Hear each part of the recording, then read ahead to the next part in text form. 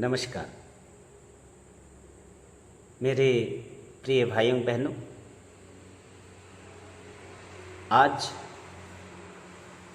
आप सबके सामने मैं साधना संबंधित विषय को लेकर आया हूं। साधना के कई अंग हैं, जिसमें जो महत्वपूर्ण अंग है वो है ईश्वर प्रणिधान। ईश्वर प्रणिधान शब्द को अगर हम विश्लेषण करते हैं, संधि विच्छेद करते हैं, तो पाते हैं ईश्वर जोर प्रणिधान। यहां पर प्रणिधान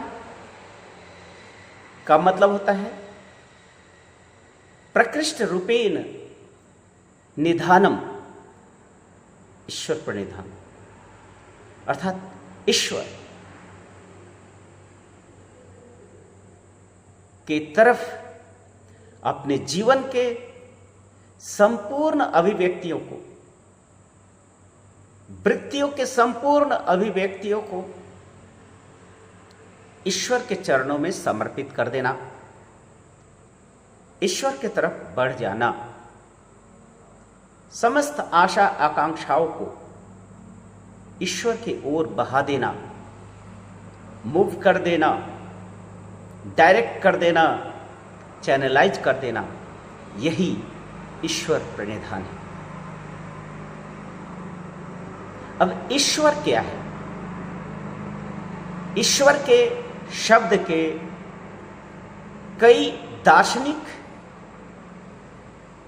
एक्सप्लेनेशन, व्याख्यान है। प्रथमतः ईशति जह सह ईश्वरः। ईशति का मतलब होता है नियंता, नियंत्रक, कंट्रोलर, जो इस विश्व ब्रह्मांड के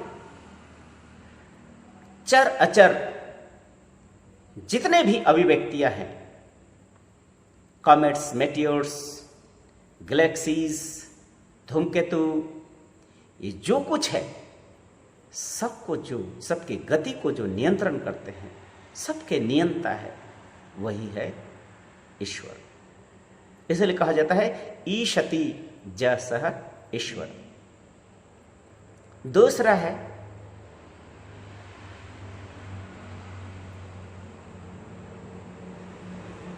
सह ईश्वर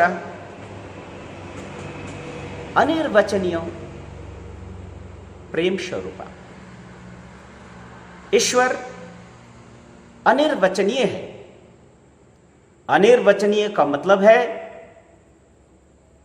जिनको शब्दों के द्वारा, अपनी भाषा के द्वारा, अपने श्रुति के द्वारा, अपने ओष्ठ के द्वारा, अपने देह के द्वारा उनको बखान नहीं कर सकते, उनको व्यक्त नहीं कर सकते, इसलिए वो अनिर्वचनीय है। प्रेम स्वरूपा अर्थात ही is the embodiment of love, love personified. अर्थात ईश्वर का स्वरूप क्या है? तो प्रेम स्वरूप है, मोहब्बत ही मोहब्बत है, प्रेम ही प्रेम है। इसलिए ईश्वर प्रेम स्वरूपा है, वो अनिर्वचनीय और प्रेम स्वरूप है। थर्ड, जो दार्शनिक व्याख्या है, कहा जाता है वो सत्ता जिनमें अष्ट सिद्धियां हैं, अनिमा, लघिमा, ईशित्व, वशित्व, प्रकाम्य, प्राप्ति, जो अष्ट सिद्धियां हैं वही ईश्वर है। दार्शनिक परिभाषाएं दार्शनिकों के लिए महत्व रखता है, किंतु जो भक्त होते हैं, जो साधक है, उनके लिए एक ही परिभाषा है। वो परिभाषा है ईश्वर सर्वनियंता है, सबके नियंत्रक है, hub of everything, the nucleus of everything, the controller everything. ये ईश्वर है। उस ईश्वर के प्रति अपने संपूर्ण अभिव्यक्तियों को चला देना, चैनलाइज कर देना ही ईश्वर प्रणिधान है। हम अपने देह को देखते हैं, ये हमारा शरीर है, ये शरीर हमारा है। शरीर के निम्नस्थ बिंदु और शरीर के सबसे सर्वोच्च बिंदु। शरीर के सबसे जो निम्न बिंदु है, ये निम्न बिंदु ही मूल आधार है, और ये सर्वोच्च बिंदु है, ये सहस्रार है, जीवन का शेष बिंदु, परमागति, परम गति। ये जो मनुष्य का आधार है, ये मूलाधार पे टिका हुआ है। मूल आधार, मूल का मतलब मेन, आधार का मतलब सब जानते हैं, जिस पर आधारित है, जिस पे आधारित है सब कुछ, अर्थात मानव देह का सब कुछ मूल आधार पे टिका हुआ है। मनुष्य देह का संपूर्ण भार मूलाधार में टिका हुआ है, इसलिए वो मूलाधार है। उतना ही नहीं, कहा जाता है परम शिव पुरुषोत्तम, जो विश्व का केंद्र है, वो इसी सहस्रार चक्र में बसे हुए हैं। अर्थात मूलाधारे कुंडलिनी शिवानी शक्ति, और सहस्रार में पुरुषोत्तम परम शिव कृष्ण जगत सृष्टा सहस्रार चक्र में। मूलाधार में जो शक्ति है, क्रिएटिव फोर्स है, जिसको दैवीय शक्ति है, सुप्त दैवीय शक्ति, वो जो सुप्त दैवीय शक्ति, उसी को कहते हैं जीव भाव। जीव भाव प्रकृति के बंधन युक्त है। बंधन युक्तो भवेत् जीवः, बंधन मुक्तो भवेत् शिवः। अर्थात मूलाधार में जो सुप्त जगा हुआ, सोया हुआ जो शक्ति है, वो है प्रकृति शक्ति है, और जागृत पुरुषोत्तम ये सहस्रार चक्र में है।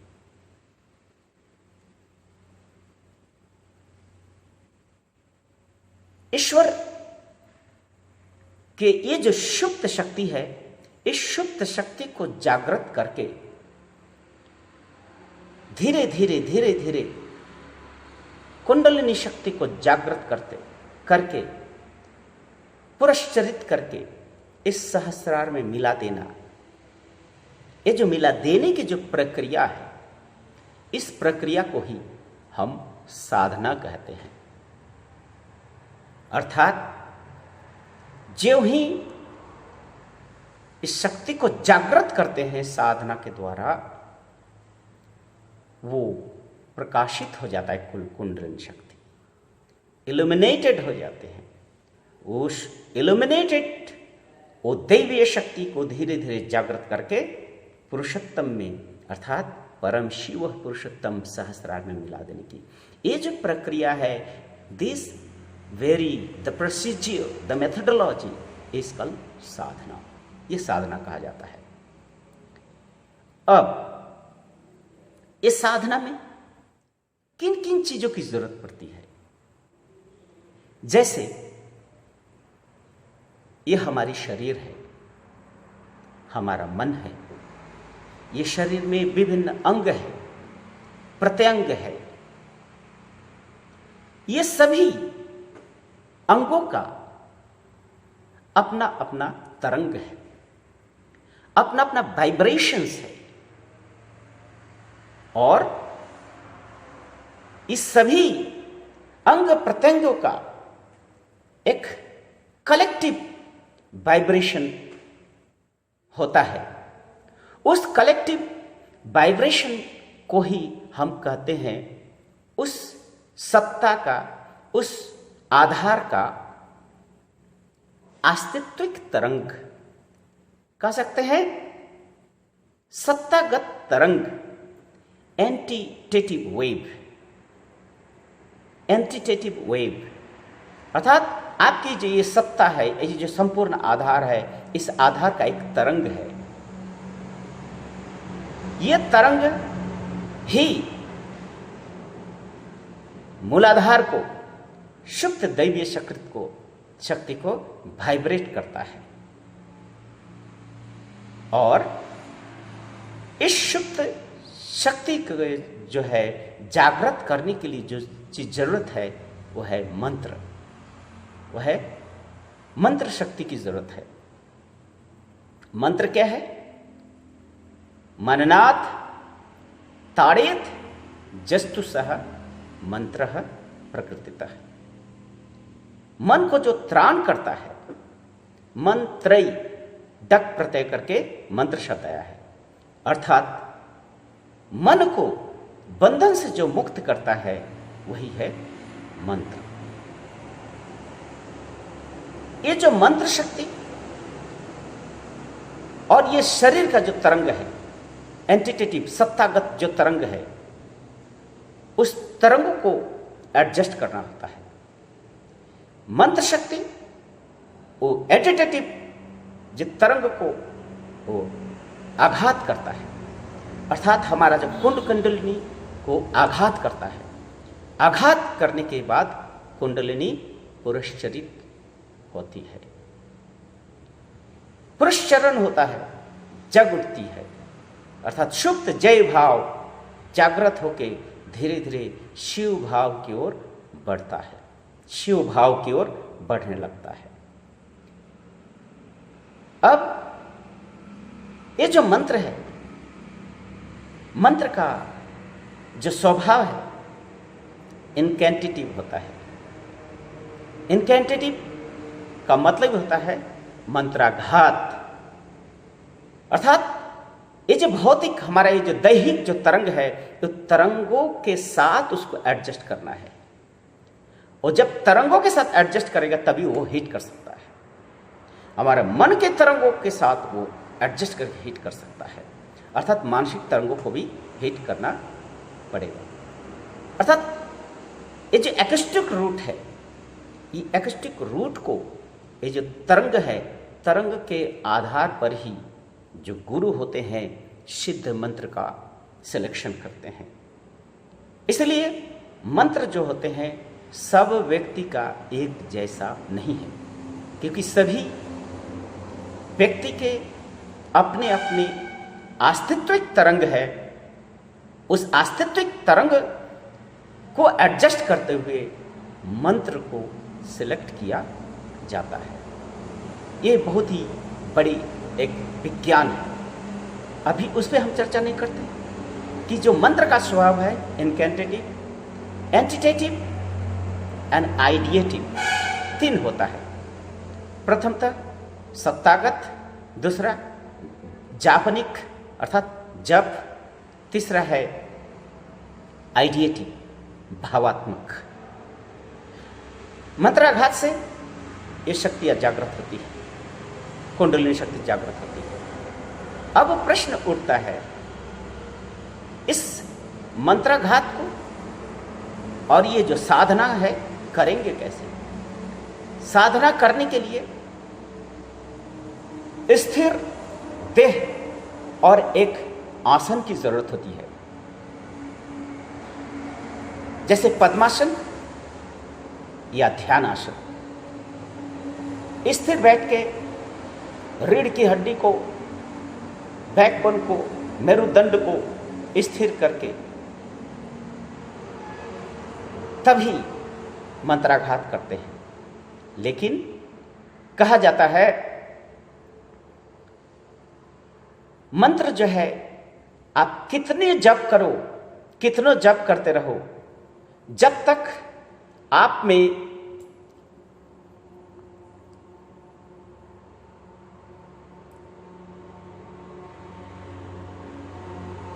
भाव जागृत नहीं होता है तब तक उस मंत्र शक्ति काम नहीं करता है। कहा जाता है दीपनी शक्ति की बहुत जरूरत होती है। दीपनी क्या है?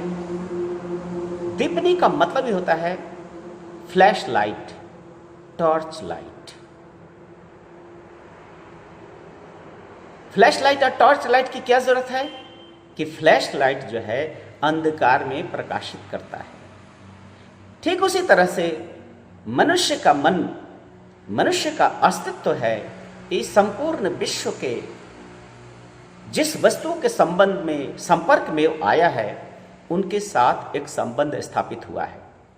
ये जो संबंध जो स्थापित होना, इस संबंध स्थापित होने से अट्रैक्शन, मोह जागृत होता है। इस वस्तु के प्रति जो मोह, वो आकर्षण, उस मोह को भंग करने के लिए, ये मोह ही अंधकार है, इस मोह को भंग करने के लिए ही दीपनी शक्ति की जरूरत होती है। और ये दीपनी शक्ति ही शुद्धि है। भूत शुद्धि, आसन शुद्धि और चित्त शुद्धि, ये तीनों शुद्धियां ही दीपनी शक्ति है। ये टॉर्च लाइट का काम करता है। इसलिए कहा जाता है दीप ज्ञान जतो दद्यात् कुर्वत् पापम क्षयम ततः तस्मात् दीक्षेति सा प्रोक्तः सर्वतंत्रस्य सम्मतः। अर्थात दीप ज्ञान का दी पाप क्षय का छ, ये दोनों शब्द मिलकर होता है दीक्षा। स्त्रियांग प्रत्यय करके हो गया दीक्षा। अर्थात जिसके माध्यम से आपके पूंजीभूत जो संस्कार है, आपके जो कर्म फल है, वो संस्कार क्षय होते हैं, उसी को कहा जाता है दीक्षा। अर्थात ईश्वर प्रणिधान के लिए, साधना के लिए दीप ज्ञानम जरूरी है, अर्थात दीक्षा की जरूरत है। दीप ज्ञान प्रज्वलित करके ही आगे बढ़ सकते हैं साधना जगत में, अर्थात भूत शुद्धि, आसन शुद्धि, चित्त शुद्धि करते हैं। लेकिन होता यूं है कि मनुष्य जब साधना करने बैठते हैं तो बहुत सारे समस्याएं, बहुत सारे अनचाहे भावनाएं मन में जागृत होता है। दुनिया की सारी चिंताएं मनुष्य को साधना के समय में ही याद आती है। ऑफिस में काम कर रहे हैं, समाज में चल रहे हैं, किसी से झगड़ते हैं, किसी से प्रेम करते हैं, किसी से आकर्षण है, किसी से विकर्षण है। इस आकर्षण विकर्षण की जो जंजाल है वही दिमाग को प्री ऑक्युपाइड करके रखता है। ये जो प्री ऑक्युपाइड थॉट है यही इंसान को एकांत में विरक्त करता है, डिस्टर्ब करता है। इसलिए इस डिस्टर्बेंस, ये जो टर्मोइल जो सिचुएशन है, ये जो चंचलता है, इस चंचलता को दूर करने के लिए भजन कीर्तन बहुत एक इम्पॉर्टेंट फैक्टर है। जब मन बहुत चंचल हो, इंसान को भजन और कीर्तन करना चाहिए। कीर्तन करने के बाद एक आसन में बैठ के जब शुद्धियों को करके इंसान धीरे धीरे आगे बढ़ते हैं, तो ही धीरे धीरे जैसे मंत्र जाप करते हैं, मंत्र जाप करके इंसान आगे बढ़ते हैं, तभी मन अग्रगति होता है, बढ़ता है। अब ये जो मंत्र का जप है, ये जप भी विचित्र तरह का है। इंसान बहुत तरह से जाप करते हैं। कोई हाथ में माला लेके जाप करते हैं, कोई सिर्फ जुबान पे ईश्वर का नाम लेके जप करते हैं। लेकिन सबसे अच्छा जो जप क्रिया होता है वो होता है मन ही मन जप क्रिया, जिसको कहते हैं उपांशु, वाचनिक नहीं। होता ये है कि आप हाथ में हो सकता है माला लेके रखे हुए हो और ईश्वर का नाम ले रहे हैं, लेकिन सिर्फ हाथ बिजी है, लेकिन मन कहीं और रहता है। जुबान पे हरे कृष्ण तो करते हैं, लेकिन मन कहीं और होता, आंखें कोई दूसरे वस्तुओं पे टिका होता है, जिसके कारण के मन डाइवर्टेड होता है। जो मंत्र का जो लाभ होना चाहिए वो नहीं होता है। इसीलिए कहा जाता है चैतन्य रहित मंत्र प्रोक्त वस्तु केवलम फलम नैव प्रच्छन्ति लक्ष्य कोटि जपैरपि। अर्थात जब तक मंत्र में चैतना शक्ति, मंत्र चैतन्य जागृत नहीं होता है, अर्थात मंत्र के भाव को लेकर आगे नहीं बढ़ते। मंत्र चैतन्य का अर्थ ही यहां पर है भाव। मंत्र का भाव, उसका अर्थ समझ में भाव। जैसे शिवोहम शिवोहम शिवोहम, मैं ही शिव हूं, मैं ही शिव हूं, मैं ही ब्रह्म हूं। ये जो भाव है, जब तक ये भाव मन में नहीं आता है, तब तक आप कितनों जप कर लो, इसका कोई फायदा नहीं होगा। इसलिए कहा जाता है चैतन्य वर्जित मंत्र प्रोक्त वर्णस्तु केवलम फलम नैव प्रच्छन्ति लक्ष्य कोटि जपेरपि। करोड़ों लाखों करोड़ों बार भी अगर मंत्र आप जप करते हैं, अगर वो चैतन्य रहित है, भाव रहित है, प्रेम रहित है, तो वो मंत्र काम नहीं करता है। इसलिए दीपनी शक्ति बहुत महत्वपूर्ण है। मन को जब तक संपूर्ण विश्व ब्रह्मांड से, इस दुनिया से अपने आप को नहीं खींचते हैं, इसीलिए कहा जाता है ईश्वर प्रणिधान का मतलब ही है तमेव माता पिता तमेव तमेव बंधु सखा तमेव तमेव सर्वम मम देव देव। अर्थात तुम ही मेरे पिता हो, तुम ही मेरे बंधु हो, तुम ही मेरे माता हो, तुम ही मेरे सब कुछ हो, तुम ही मेरे जीवन के सब कुछ हो। ये भाव जब लेकर बाहरी दुनिया से मन को खींच के आगे बढ़ते हैं, दीपनी टॉर्च जलाकर, अर्थात शुद्धियों के माध्यम से जब हम धीरे धीरे आगे बढ़ते हैं, और फिर चैतन्य मंत्र चैतन्य अर्थात भाव के साथ जब हम जप करते हैं, तभी वो मंत्र शक्ति, वो मंत्राघात जाकर कुंडलिनी शक्ति को जागृत करता है, सुप्त जीव शक्ति को जागृत करता है, सुप्त जो क्रिएटिव जो प्रकृति उसको जागृत करके धीरे धीरे धीरे धीरे पुरुष परम शिव की तरफ ले आता है। इसलिए मंत्र जप कभी भी भाव रहित नहीं होना चाहिए। मंत्र जप कभी भी दीपनी शक्ति विहीन नहीं होना चाहिए। दीपनी शक्ति में शुद्धिकरण। इसलिए जो जोगी होते हैं वो ड्राई हार्टेड नहीं होते हैं, जोगी भक्त होते हैं, भक्ति रस में डूबे होते हैं। भक्ति का मतलब प्रेम आकर्षण, उस प्रेम स्वरूप उस ईश्वर के प्रति जो चरम आकर्षण होता है, इसीलिए कहा जाता है भक्ति प्रेम स्वरूपिणी। भक्ति भक्तस्य जीवनम। भक्ति आनंद रूपाचा, भक्ति आनंद स्वरूप है, भक्ति प्रेम स्वरूप है। उस प्रेम रस में इंसान जब जपते हैं, डूबते हैं, तब बाहरी तरंगे उनको प्रभावित नहीं करता है। तब सिर्फ और सिर्फ उनकी ही तरंग, उनके ही रस में लोग डूब जाते हैं, और एक ही मन में ये एंटिटेटिव, इनकैंटिटिव एंड आइडिएटिव, ये तीनों एक हो जाता है। एक होकर जब पिनाकल होकर उस लक्ष्य की ओर बढ़ते हैं, ये जो इस लक्ष्य की ओर बढ़ना, यही है ईश्वर प्रणिधान। और ये जो बढ़ने की जो प्रक्रिया है वो है साधना। और साधना में जिन चीज़ों की ज़रूरत है वो सिर्फ है निष्ठा, प्रेम। इसके बगैर इंसान आगे बढ़ ही नहीं सकता। इसलिए कहा जाता है प्रणिपातेन परिप्रश्नेन सेवया। प्रणिपात, परिप्रश्न और सेवा, ये तीनों मनुष्य को अपने सुप्त दैवीय शक्ति को जागृत करने में मददगार होता है। यही मनुष्य को भक्ति रस में डुबो के रखता है, क्योंकि भक्ति रस के बिना ईश्वर प्रणिधान संभव नहीं है। कोटि कोटि वर्षों तक अगर सूखा ड्राई जप करते रहो तो 1 इंच भी कुंडलिनी शक्ति पुरस्चरित्र नहीं हो सकती। और जब तक कुंडलिनी पुरस्चरण नहीं होता तब तक साधना नहीं होगा। ये जो सुप्त जो दैवीय भाव है, इस भाव को जागृत करना और परम शिव पुरुषोत्तम में मिला देने की जो प्रक्रिया है, यही योग है।